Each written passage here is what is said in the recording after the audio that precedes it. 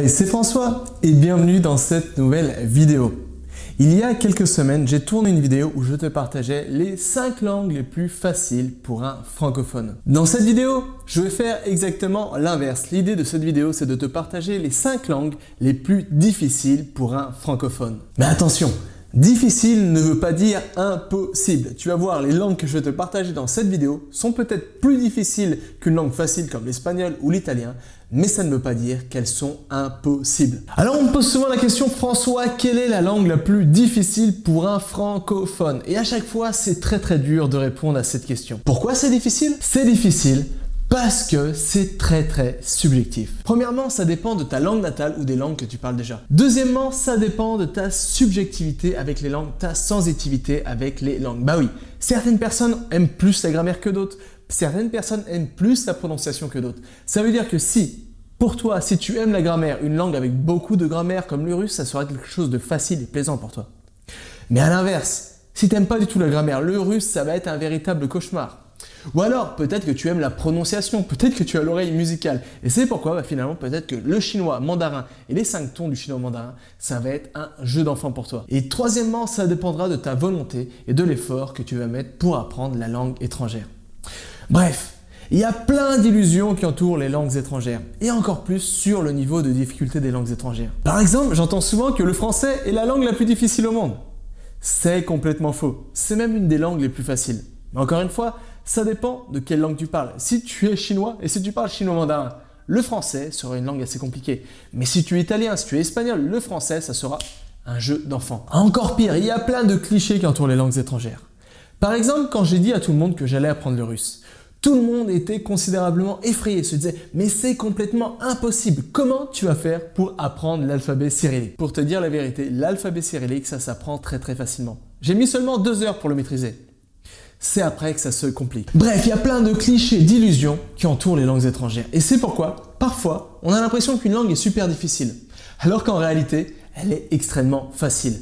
Et au contraire, des fois, on a l'impression que des langues sont totalement faciles, et quand on commence à les étudier, on se rend compte que c'est la galère. Désormais qu'on a vu un peu le pourquoi du comment derrière la difficulté des langues, et surtout la difficulté à mettre un niveau de difficulté à une langue étrangère, j'aimerais te partager désormais 5 langues qui sont les plus difficiles pour un francophone et un anglophone. Alors aussi, je tiens à signaler que les langues que je vais te partager désormais ne sont pas dans l'ordre de la plus difficile à la moins difficile parmi les plus difficiles. Ici, tout simplement, les 5 langues que je vais te partager, elles se valent, elles sont toutes à peu près au même niveau de difficulté. Alors, la première langue, c'est tout simplement le japonais. Le japonais est une langue qui est très difficile pour un francophone ou un anglophone. Pourquoi ? Parce que le japonais, c'est une langue extrêmement exotique qui n'a pas grand-chose à voir avec le français. Il faut mémoriser des idéogrammes, des kanji. Il faut mémoriser des nouvelles structures de phrases. Et la grammaire du japonais est extrêmement difficile. Et c'est pourquoi ça en fait une des langues les plus difficiles à apprendre. En règle générale, il faut 2200 heures pour maîtriser le japonais. Deuxième langue, le coréen. Le coréen, encore une langue asiatique qui est particulièrement difficile pour les francophones et les anglophones. Pourquoi c'est très difficile?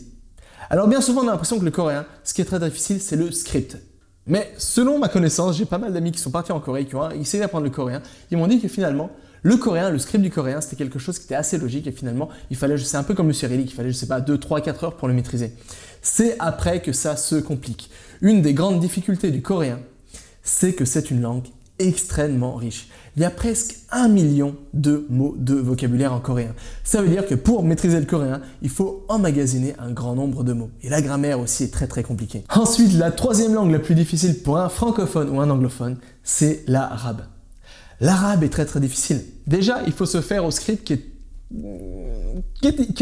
plus ou moins très difficile. Ensuite, il faut se faire à la grammaire de l'arabe qui est extrêmement complexe et c'est pourquoi ça en fait une des langues les plus difficiles. Le chinois mandarin, là aussi, un peu comme le japonais, est une des langues les plus difficiles à apprendre pour un francophone et un anglophone. Pourquoi? Parce que déjà, il faut mémoriser des milliers et des milliers de henzi. Henzi, les idéogrammes chinois. Ensuite, il faut se faire aux différents tons. Le chinois comporte 5 tons. Ça veut dire que si suivant comment tu mets l'accent sur le ton d'un mot, eh ben, ça va changer la symbolique, la signification du mot. Par exemple, si je dis ma, ça va complètement changer le sens du ma. Et c'est pourquoi ça en fait une langue qui est assez difficile parce que c'est une langue tonale. Et on n'a pas vraiment l'habitude de ça en France parce que c'est le français est une langue un peu monotone comme ça. Et enfin, la dernière langue la plus difficile pour un francophone ou un anglophone, c'est tout simplement le cantonais. Le cantonais rejoint un petit peu les difficultés du chinois mandarin et tu as même un ton en plus, ça veut dire que là aussi, c'est comme c'est une langue qui est très différente du français, ça sera très difficile de la maîtriser. Mais encore une fois, difficile ne veut pas dire impossible. Donc voilà, ce sont les 5 langues les plus difficiles pour un francophone. Le japonais, le coréen, l'arabe, le chinois mandarin et le cantonais. Alors bien sûr, cette liste n'est pas exhaustive. J'aurais pu parler de plein d'autres langues. Mais ici, j'ai vraiment voulu te partager les langues les plus importantes, les langues les plus répandues et celles qui sont les plus difficiles parmi les langues les plus répandues. J'aurais pu parler du hongrois, du basque ou d'autres langues beaucoup plus ésotériques, beaucoup moins répandues. Mais le but de cette vidéo, c'est que ça parle à tout le monde. Et je sais qu'il y a certainement beaucoup plus de personnes qui veulent se lancer dans l'apprentissage du chinois mandarin, du japonais, de l'arabe que de l'estonien ou du basque. Bref, tout ça pour dire que dans cette vidéo, on a vu les 5 langues les plus difficiles pour un francophone et un anglophone. Mais encore une fois, difficile ne veut pas dire impossible. Et avec mon expérience, je me suis rendu compte d'une chose. Plus le niveau de la langue était difficile, plus on prenait plaisir à apprendre une langue. Parce que plus une langue était difficile, bien souvent, plus elle est exotique. Et donc, plus elle est exotique, plus l'expérience est enrichissante et belle. Et encore mieux, si tu maîtrises une langue très difficile, le jour où tu vas vouloir apprendre une autre langue, comme l'espagnol, l'italien, ça sera un jeu d'enfant pour toi.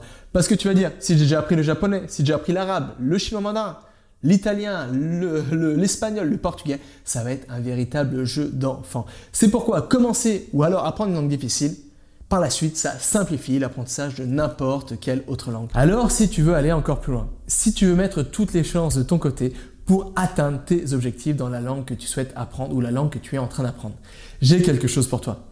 J'ai créé une formation qui est totalement gratuite, la formation où je te partage les 3 grands principes pour apprendre une langue vite et bien. Ici, je te partage les 3 grands principes qui sont derrière l'apprentissage de n'importe quelle langue. Ces principes sont vraiment universels et qui vont te permettre de te faciliter l'apprentissage des langues. Et encore une fois, c'est totalement gratuit. Donc voilà, tu as juste à cliquer dans le lien se trouvant sous cette vidéo et tu pourras t'inscrire et comme ça apprendre, connaître les 3 grands principes qui vont te faciliter considérablement l'apprentissage des langues étrangères. Donc voilà, je t'attends dans la formation. À plus!